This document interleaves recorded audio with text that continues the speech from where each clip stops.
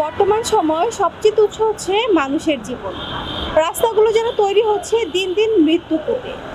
কাজে বের হলে একবার পরিবারের সাথে আর দেখা হবে কিনা এ যেন এক অনিশ্চিত কল্পনা। এই সড়ক দুর্ঘটনার পাল্লায় পিছিয়ে নেই মহাসড়কটুকু, কিন্তু হবার কথা ছিল ভিন্ন কিছু। এই মহাসড়ক বানানো হয়ে থাকে দ্রুত যাতায়াতের জন্য, ব্যবসার প্রসার, জীবনমান উন্নয়নের জন্য। তাই তো বলা হয় মহাসড়ক শুধু রাস্তা নয়, এটি মানুষের স্বপ্নের সেতু। কিন্তু বর্তমান সময়ে এই মহাসড়কগুলোতে দুর্ঘটনা একটি নিত্য ঘটনায় পরিণত হয়েছে। এতটাই তাড়াতাড়ি বাড়ি পৌঁছে দিচ্ছে যে আর কোনো তাড়াই থাকে না। কিন্তু হাসির পরিবর্তে পাল্টে যায় অপেক্ষারত পরিবারের মুখের অবয়ব। হাসি কেড়ে তখন জায়গা দখল করে চোখের পানি। আমার অ্যাক্সিডেন্টটা হয়েছে গিয়ে আপনার আমার বাইকের নিয়ন্ত্রণ হারিয়ে গিয়ে আমার খাম্বার লেগে যাওয়ার পরে আমার এই জায়গা থেকে পাটা ভেঙে যায়। সিরাজগঞ্জের উদ্দেশ্যে যাইতেছি, তখন একটা বাস আসতেছে, পাশে অটোরিকশা না কি একটা সিএনজি ছিল, সে বাস এটা ওভারটেক করে আইসে আমার সাথে লাগাই দিছে। লাগার পরে ওরা যে আমার হেল্প করবে তা না, ওরা সবাই পালাই গেছে। পাও হাড্ডি দুই ভাগ হয়ে গেছে, অটোতে বাড়ি খাইয়া পরে হাড্ডিটা দুই ভাগ হয়ে গেছে। ছেলেরা সবাই একসাথে অটো দিয়ে যাইতে আসছিল, পরে ওই অটোতে আরেক অটো বাড়ি দিয়া হেরে ফালাই থুয়ে গেছে। বাংলাদেশ যাত্রী কল্যাণ সমিতির প্রতিবেদন অনুযায়ী 2025 সালের 24শে মার্চ থেকে 7 এপ্রিল পর্যন্ত 15 দিনে মোট 315টি সড়ক দুর্ঘটনা ঘটেছে। এতে 322 জন নিহত এবং আহত হয়েছেন 826 জন। মে মাসে এসে সড়ক দুর্ঘটনা ঘটেছে 597টি, নিহত হয়েছে 614 জন এবং আহত হয়েছে 1196 জন।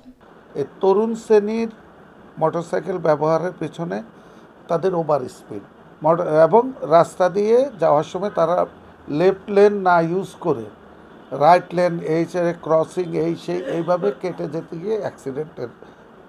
শহরে একটা স্পিড নীতিমালা আছে, ওই নীতিমালার মধ্যে তারা থাকবে, তারা এটা মানে না, শহরও মানে না আর ওইখানে তো মানে না। কিন্তু প্রশাসন এ ব্যাপারে কঠোর পদক্ষেপ নেয়, বিভিন্ন কৌশল নেয়, তারাও বিভিন্ন কৌশল বের করে সড়কে চলাচলকারী সকল শ্রেণীকে সচেতন করার জন্য।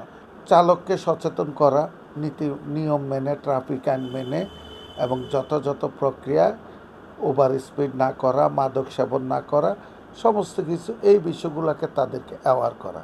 যাত্রীদেরকে বলা হচ্ছে যে আপনারা অতিরিক্ত যাত্রী হয়ে ভ্রমণ করবেন না।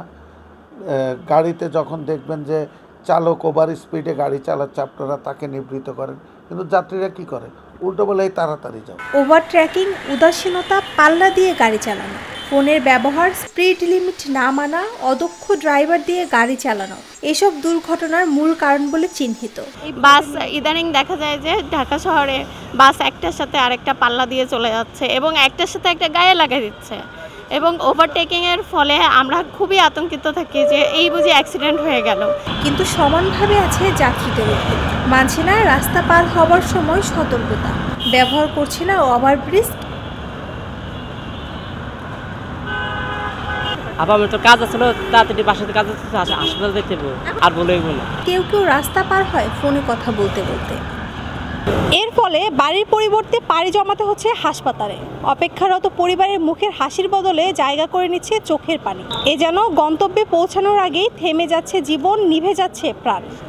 নুসরাত জাহান শম্পা, নিরপেক্ষ, ঢাকা।